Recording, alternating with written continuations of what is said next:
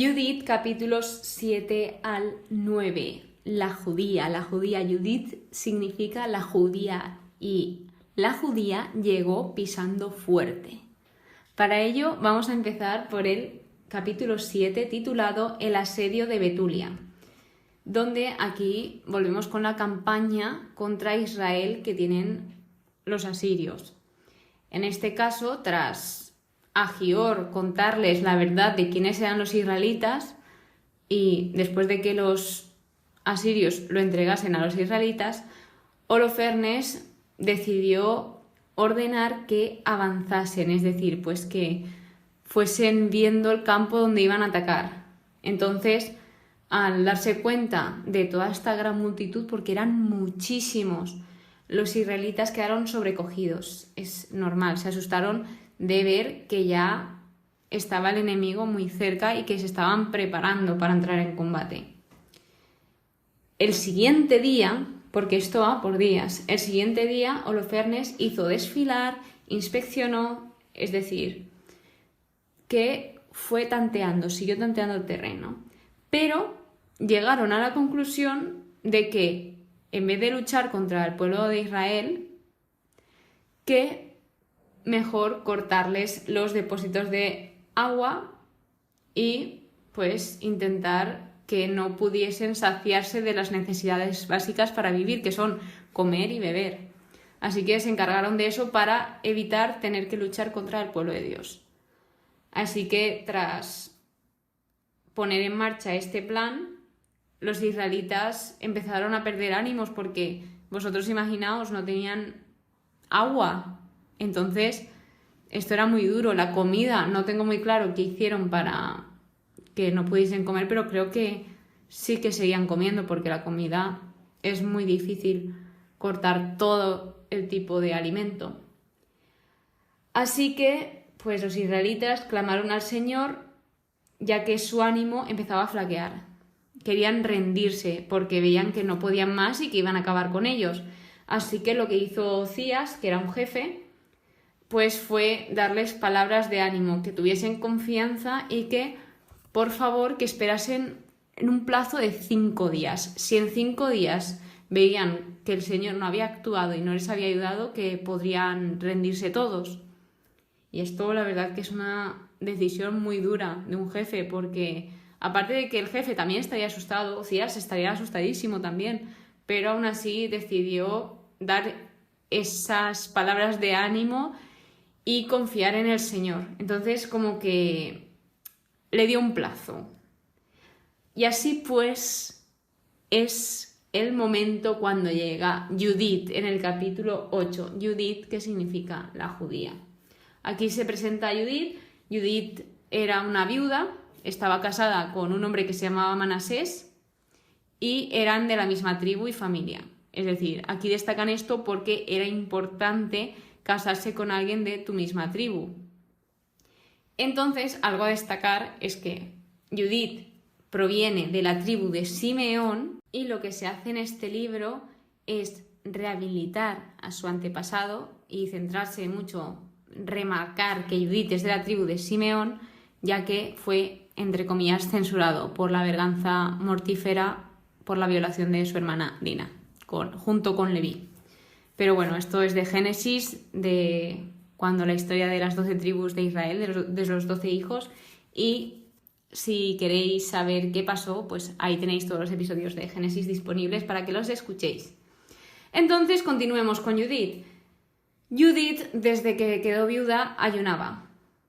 Y dicen que era muy bella y muy bien parecida. De hecho, dicen que no había nadie que pudiera decir de ella una palabra maliciosa, porque era muy temerosa de Dios, es decir, de pies a cabeza una mujer de Dios. Luego continúa diciendo que es sabia, inteligente y bondadosa, además de que es una mujer piadosa. Es decir, la describen de una forma tan bonita. No sé quién habrá escrito este libro, pero de verdad que qué bonito cómo lo describe. Entonces, os comento.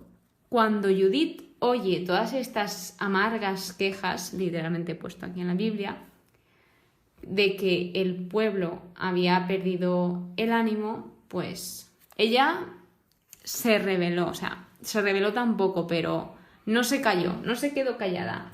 Así que se puso junto con los jefes de los vecinos de Betulia, que es donde vivían, y dijo su opinión, que no le parecía bien. Básicamente, lo que no le parecía bien a Judith es que hubiesen retado a Dios, que hubiesen puesto a prueba a Dios en ese plazo de 5 días.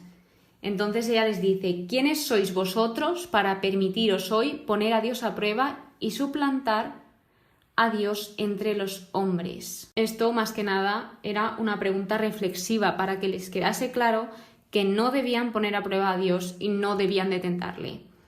Luego lo llama Señor omnipotente, y omnipotente significa que todo lo puede. Ojo, definición de la RAE, que todo lo puede, atributo solo de Dios.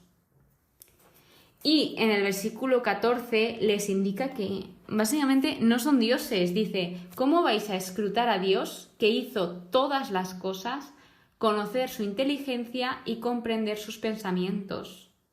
Dice: no, hermanos, no provoquéis la cólera del Señor. O sea, no, hermanos, no. O sea, es imposible que nosotros podamos ser dioses. Y es que Judith lo está diciendo muy bien. Y encima con preguntas reflexivas.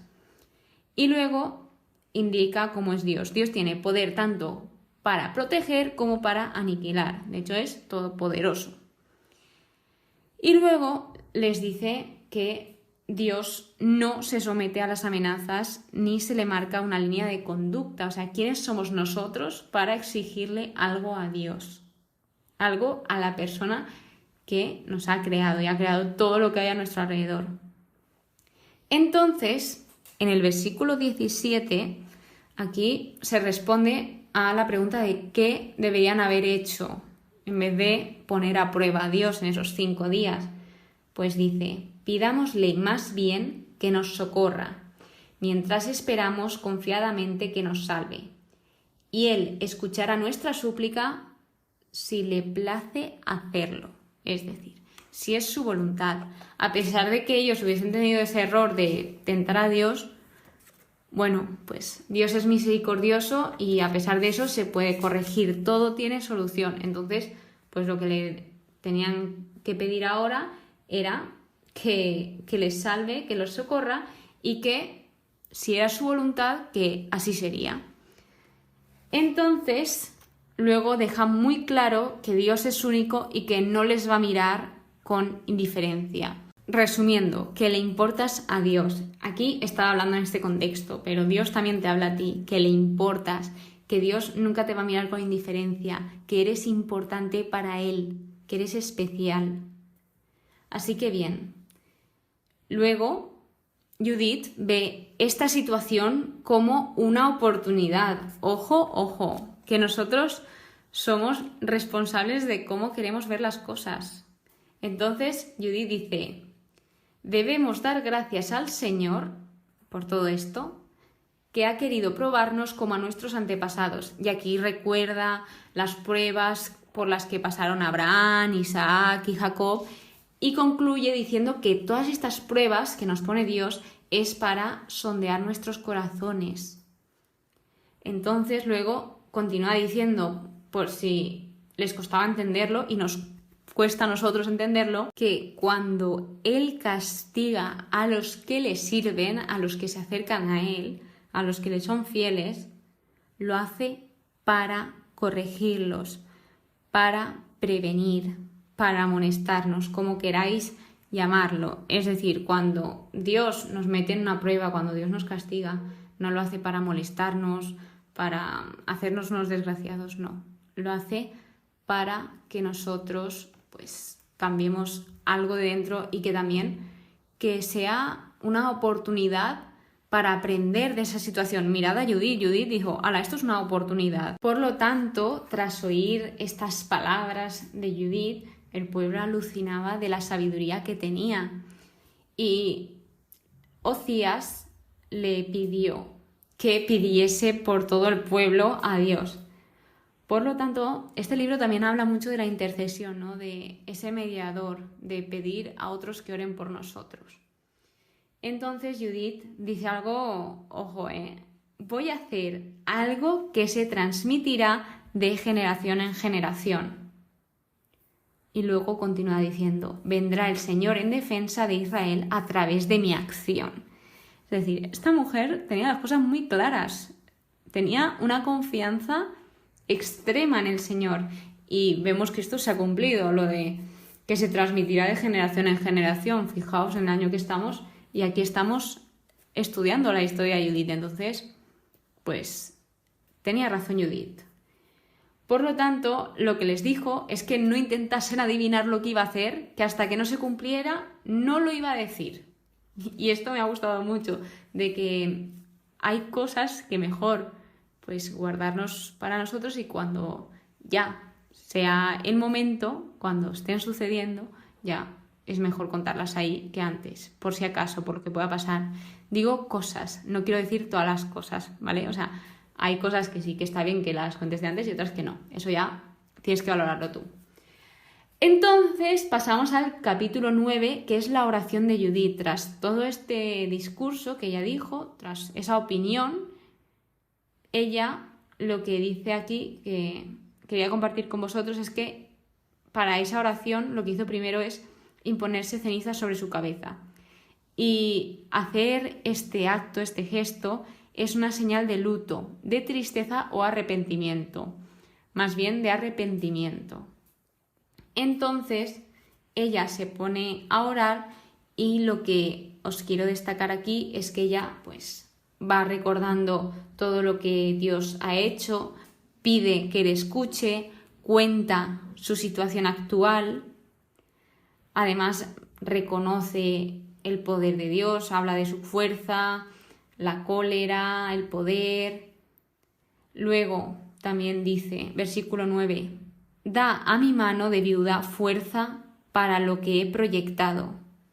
Y además deja muy claro el poder que tienen las palabras. Es decir, Judith no tenía intención de luchar con cualquier arma o tal, sino con sus palabras. Ojo ahí, ¿eh? Y luego dice, abate su soberbia, refiriéndose al enemigo, por mano de mujer. Otra de las cosas características de esta oración es que habla de la religión de los pobres, que es característica de la piedad del Antiguo Testamento. O sea, se refiere a Dios como el Dios de los humildes, defensor de los pequeños, refugio de los desvalidos y salvador de los desesperados. Es decir, al final nuestro Dios no mira nuestra condición social para querernos o no, Él te quiere igual. Y yo creo que también en eso destaca, en que seas como seas, Él te ama y está ahí a tu lado. Entonces, pues ella seguía pidiéndole una palabra, porque pues eso, el poder que tienen las palabras. Y por último, algo que destacaría lo que más es que dice, no hay protector fuera de ti. Una mujer temerosa a Dios, con una confianza en Él inexplicable. Encima dicen que era bella, hermosa, sabia, piadosa, es decir, una pedazo de mujer y un pedazo de ejemplo. Eso ha sido todo por hoy. Espero que hayáis conocido un poco más de Judith como yo. Muchas gracias por escucharme una vez más y nos vemos en el siguiente episodio. Que paséis muy buen día. Que Dios os bendiga.